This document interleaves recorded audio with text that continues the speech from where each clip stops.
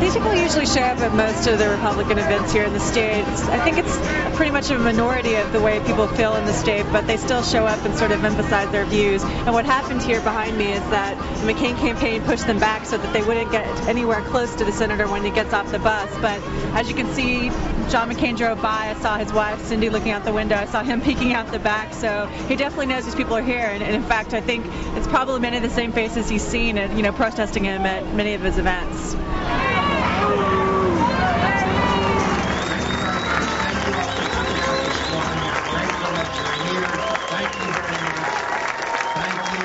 If you forget everything I tell you this morning, please remember this. Al-Qaeda is on the run. They are not defeated. Al-Qaeda is on the run, and it's not defeated. It's not defeated. They're still tough and hard and challenges ahead of us. But are we succeeding? Sure, we're succeeding. We're about 5 minutes out. 5 minutes out.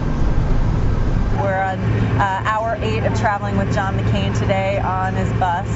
He's actually flying around the state today. We're sort of in a bus traveling to almost to the North Carolina border at this point for him to campaign. And then later on we're going to be driving back down to the other side of the state, almost to the Georgia border, where he's going to be campaigning.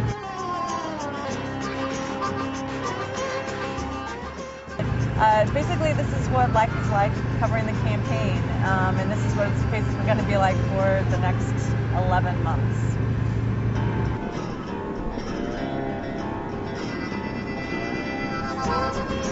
Initially, they had hoped to have this event outside, but it's dark and it's cold, so they moved it inside, and it basically was a packed house. I'm sure they were basically breaking a lot of fire codes. At one point, the restaurant stopped serving because it was so packed. But this is one of these events. John McCain has actually been getting a lot of overflow crowds at many of his events here in South Carolina, which is obviously something that the campaign is really excited about.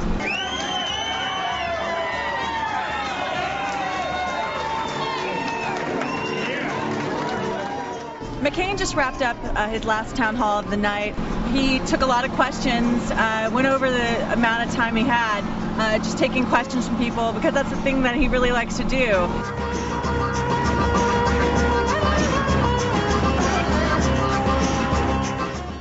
We've been on the road for about 12 hours today, and now we have a 3-hour drive almost to the Georgia border, where we're going to overnight, and then it gets up at the crack of dawn tomorrow to start doing this again. But these are, the long days of the campaign trail. I expect that we're probably going to have a few more long days to go.